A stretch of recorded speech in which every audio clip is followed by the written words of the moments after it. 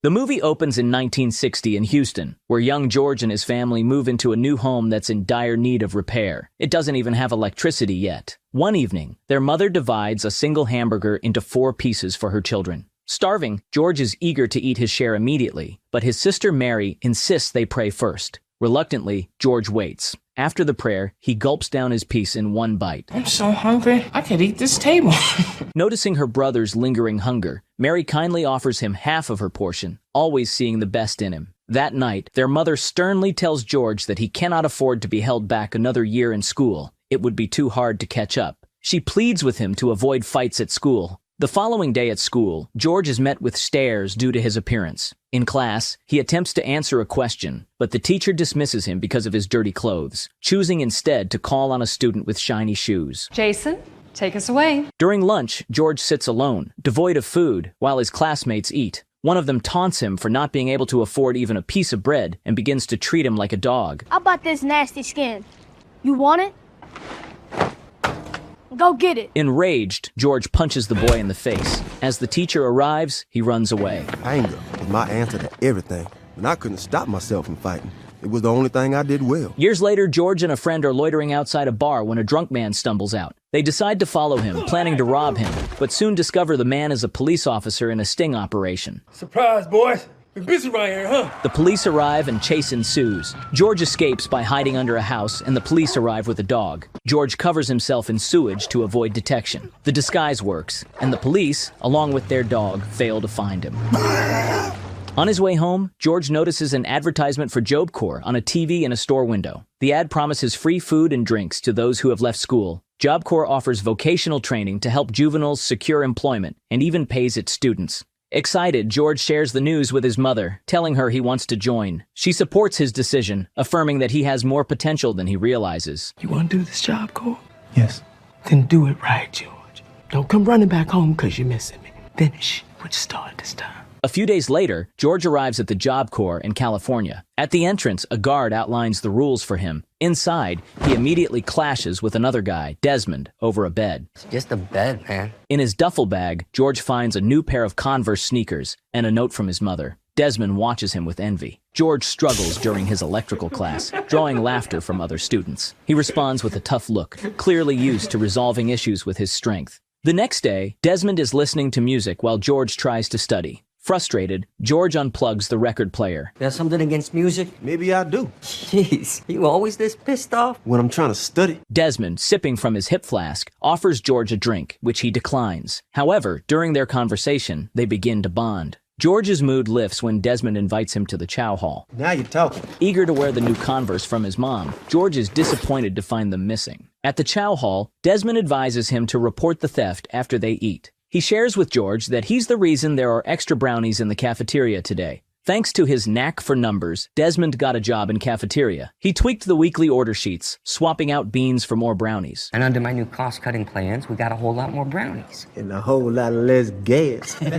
George notices a guy wearing his stolen Converse sneakers. As the guy sees George's glaring look, he panics and dashes off, locking himself in his dorm room.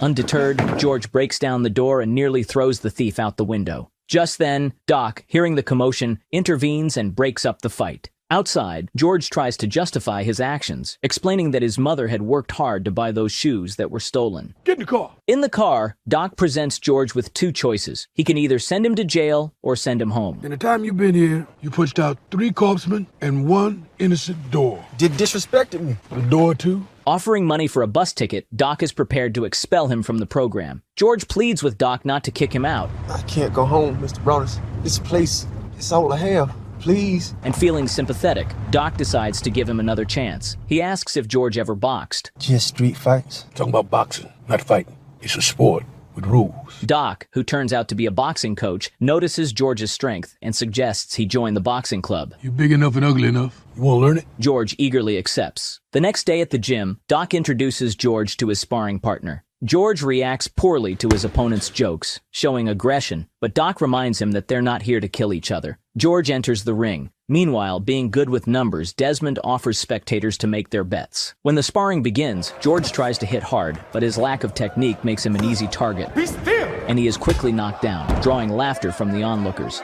Humiliated, George storms out and punches a heavy bag so hard that it falls, silencing everyone instantly. In the locker room, Doc calms George down, explaining that 6 months earlier, his opponent was as inexperienced as George is now. Doc assures him that with proper training, he can reach the same level. Frustrated, George mentions the laughter from the other guys, but Doc insists that he must ignore the opinions of others and focus on his training. Doc begins to train George rigorously, teaching him various boxing techniques and tactics. George finds footwork and coordination challenging, but Doc emphasizes that boxing is as much about strategic thinking as it is about physical skill. One day, George calls home, and the conversation goes well until he mentions he's learning to box. His mother expresses her disapproval of fighting. No, I'm not fighting. Then what do you call it, George? It's boxing. It's a sport with rules. God knows I don't want you to be fighting. God, what's God got to do with anything, Mama? But their call is abruptly ended when George runs out of phone credit. Later, George faces the same opponent who previously knocked him down, but this time, the match is dramatically different. Within seconds, George knocks him out, leaving Doc impressed by his rapid improvement. George visits Doc in his office and learns that Doc was once a professional boxer who won his first 24 fights. Then what? Unfortunately, I had to trade one uniform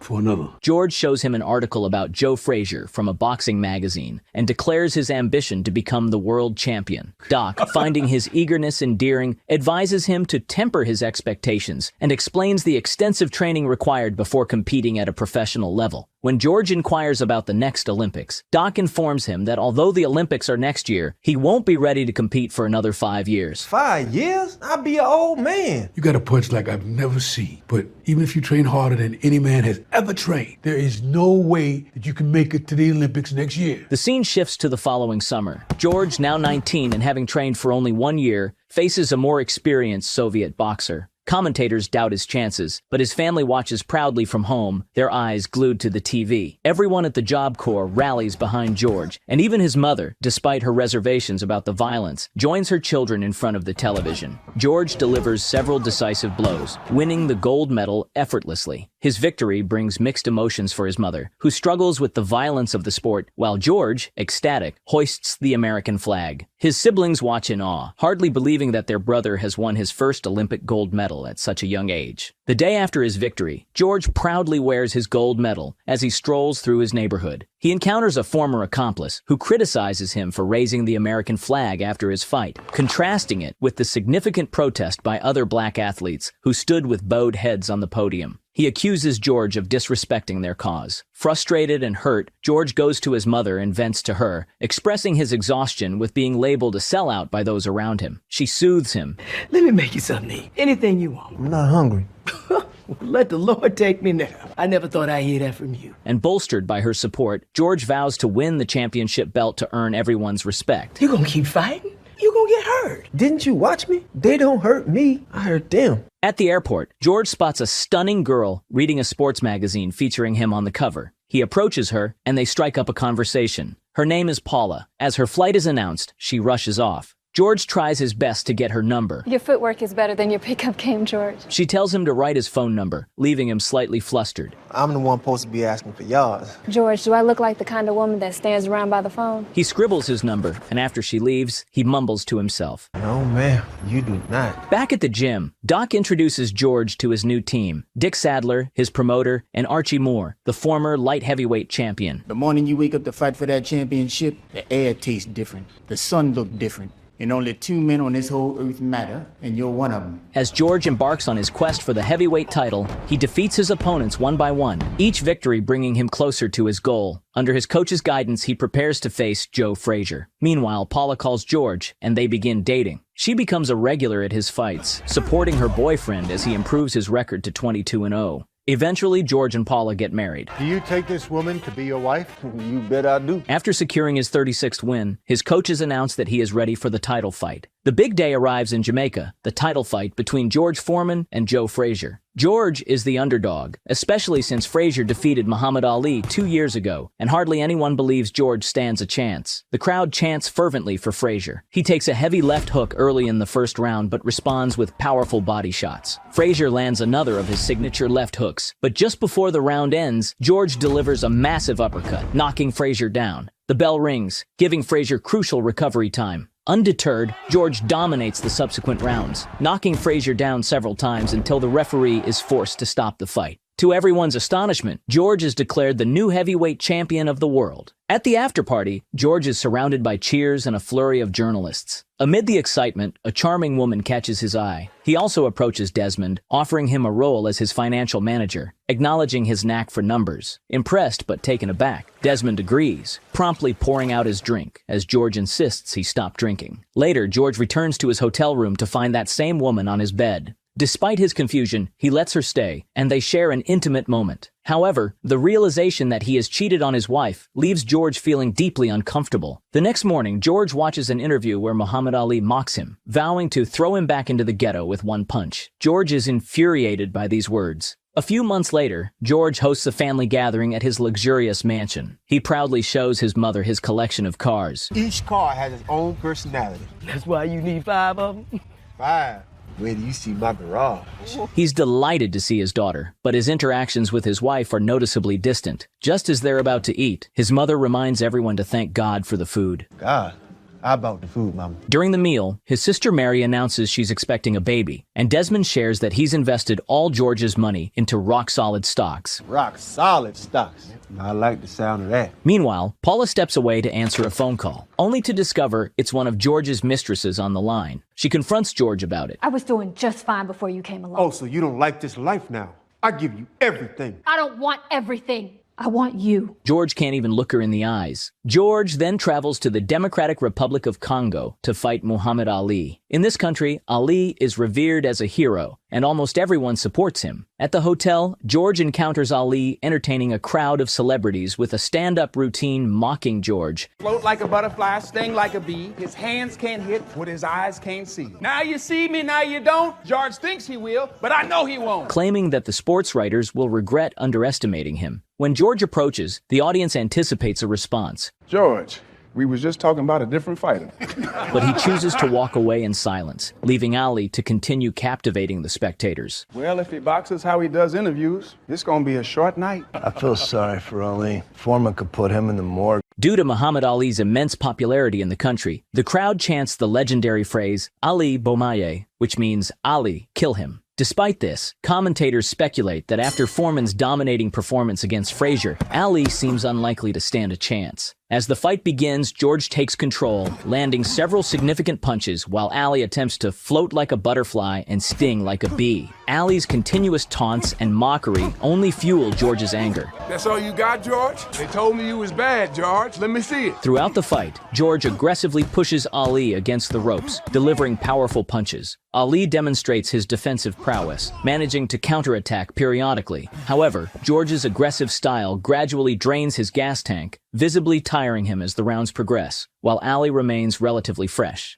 During a break, while Dick and Archie urge George to keep up the pressure, Doc is visibly concerned by the advice, noticing George's increasing fatigue and slower movements. By the 8th round, it's clear that Foreman is exhausted, and Ali begins to dominate. He lands several forceful punches, eventually knocking Foreman down onto the canvas. Ali wins the fight by knockout, marking Foreman's first defeat. The audience erupts in admiration for their hero, Muhammad Ali. After his defeat, George reevaluates his life. Realizing that he had been blinded by his aggressive nature, he decides to make amends. He calls his wife, vowing to never leave her side again. But Paula, feeling detached and hurt, asks him to sign divorce papers instead. Seeking comfort, George visits his mother and confesses that he has dismissed Dick and Archie, blaming them for his loss. His mother supports his decision, offering him solace. Later, in an attempt to prove his strength and regain his pride, George decides to fight 5 boxers in one day. However, the rationale behind this challenge baffles everyone. Doc urges him to abandon this reckless idea before it's too late. During the event, Muhammad Ali joins the commentators. Heavyweight champion and world-class clown Muhammad Ali about to join me at the table. Clown? Howard, don't get hurt now. And as the fight progresses, he captures the crowd's attention, who chant his name. Ali! Ali! Ali! Frustrated and seeking redemption, George challenges Ali to a rematch, sparking an argument between them. Despite the distractions and tensions, George completes his daunting challenge, defeating all 5 fighters and knocking out 3 of them, demonstrating his enduring strength and skill. After the fight, Doc confronts George in the dressing room, questioning what he hoped to gain from fighting 5 opponents in one day. Respect. He advises George to return to fighting opponents one at a time. Their conversation is abruptly interrupted by a message for George. Rushing to the hospital, George learns that his pregnant sister Mary has started bleeding and was urgently hospitalized. Well, you tell them whatever it costs. I'll pay for it. We need the best doctors. We already got the best doctors, George. The baby needs a miracle. We need to pray. As doctors work to save the baby, his family begins to pray. Overwhelmed, George steps outside to pray, asking God why he would choose his sister's baby when Mary is the kindest person he knows. He pleads with God to take his life instead, if a life must be taken. The next morning, George is awakened by his mother. They go to Mary's room and find her holding a healthy baby, a miracle that doctors cannot explain. Say hi to your nephew, Little George. Little George? Yeah, Mama told me you prayed. Whatever you said to him, it worked. In the next scene, George struggles during a fight against Jimmy Young, ultimately losing by unanimous decision. In the dressing room, a coach criticizes George harshly, telling him he's lost his chance at a rematch with Muhammad Ali. Overwhelmed and suffering from heat stroke, George hears a voice. Who said that? Nobody said nothing, George. Who said that? He collapses, losing consciousness. When he wakes up, Doc informs him that they thought he was dead. I was. Jesus Christ is alive in me. He's alive in me. A few days later, George is baptized. Soon after, he speaks at a church, nervously telling the congregation how he found God. Spotting a girl in the audience who listens intently, he finds his calm. He declares his intention to dedicate his life to God and become a preacher, surprising and shocking Doc. Doc is skeptical of George's sudden change, suspecting it might be for show, and feels deeply upset about his decision. Remember when you told me that you traded in one uniform for another? That's what I'm doing. I had no say, George. My choice was made for me. So was mine. Next, George visits Muhammad Ali, while Ali continues to joke about him. I done come here to tell you that I found Jesus. You found Jesus. Congratulations, George. I did not know he was lost. George reveals that he was once so angry with Ali that he wanted to kill him, but now he's seeking forgiveness. Come on, man. You want a rematch. I know. Just come out and say it. All you got to do is fight Kenny Norton one more time, knock him out. Then I'll give you another shot at the title, and then we'll both get paid, huh? Praise Jesus. George reassures him that it's not a joke, and after a heartfelt conversation, they reconcile and eventually become friends. George then visits his ex-wife and children. He apologizes sincerely for his past behavior, hoping to make amends. During his next visit to the church, he approaches the girl he noticed before and strikes up a conversation. She finds it hard to believe that a former boxer like him could truly transform into a preacher. In response, George takes a microphone and steps outside the church to preach and inspire passers-by to follow God. Although some mock him, he remains calm, showing his growth in handling anger. But the Lord changed my life. It wasn't the Lord who changed you. It was Jimmy Young. I seen him beat the hell out of you. The girl watches from a distance, impressed by his sincerity. Later during lunch, she apologizes for doubting him, explaining that his reputation had made her skeptical. Now, seeing his true intentions, she introduces herself as Mary, and they discover a mutual attraction. George drives her to an old, abandoned church, sharing his dream of buying it to establish his own congregation. 7 years later, George's dream has come true. He preaches in his own church, supported by his wife, Mary, and their children. After a service, a woman approaches him with her grandson, asking George to train the boy who has fallen in with a bad crowd. Well, I'd sign up to train with Ali, but not the guy who lost to him.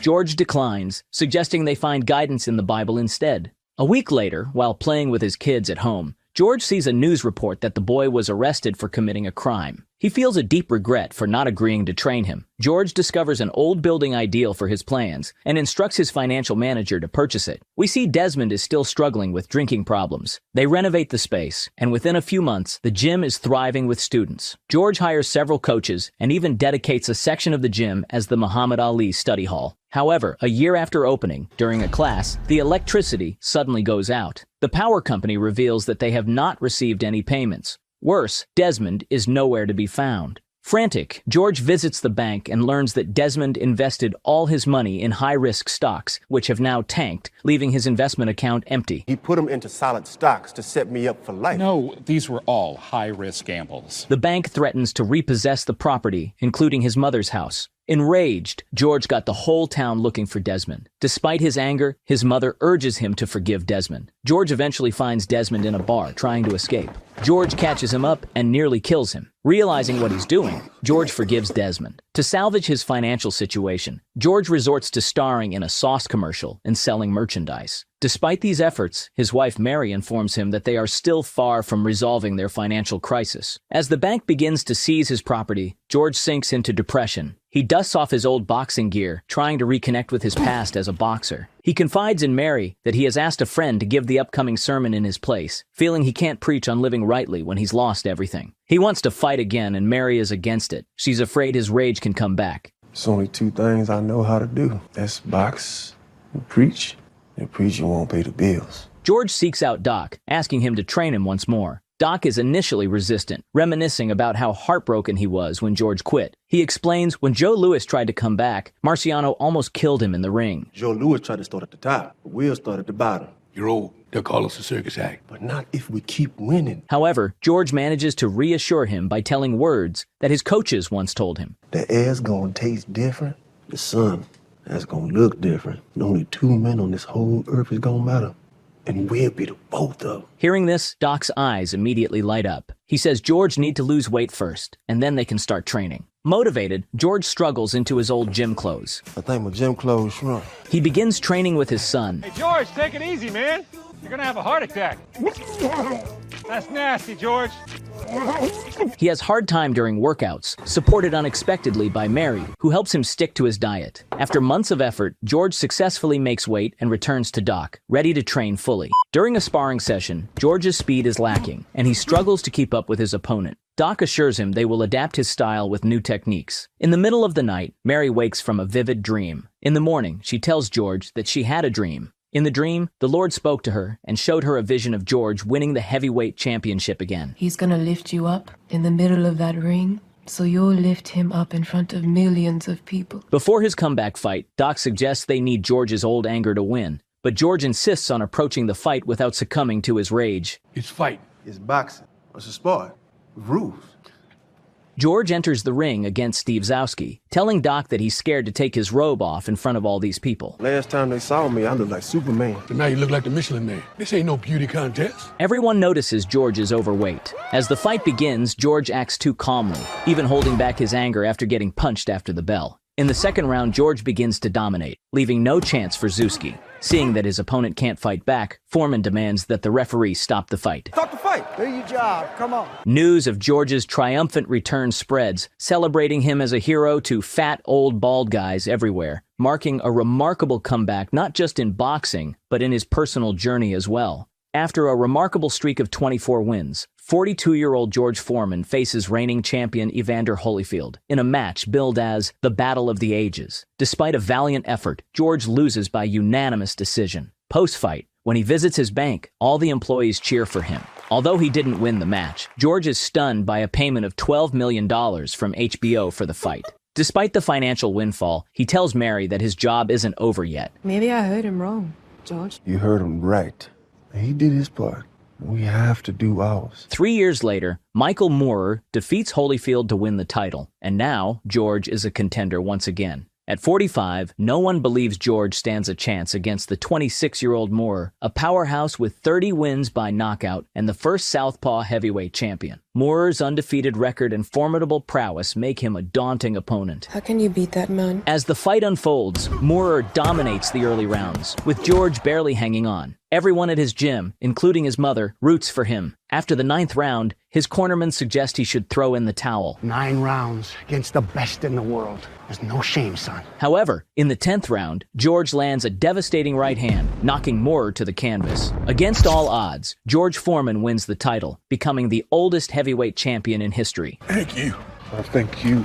We did it. We did it. The movie then reveals that at 45 years old, George regained the heavyweight title after losing it 20 years before. George and Muhammad Ali became great friends, speaking by phone almost every day for the rest of Ali's life. In 1998, Charles "Doc" Broadus was inducted into the World Boxing Hall of Fame. Today, George continues to preach at his church and run his youth center in Houston. Guys, if you're interested in making money on YouTube, check out my personal channel by clicking on this picture or the link in the description. On my channel, I'll explain how to start a YouTube channel, create videos, and monetize them. I hope you enjoyed the video. If so, please leave a like and let me know what you think about this movie and George Foreman's career in the comments.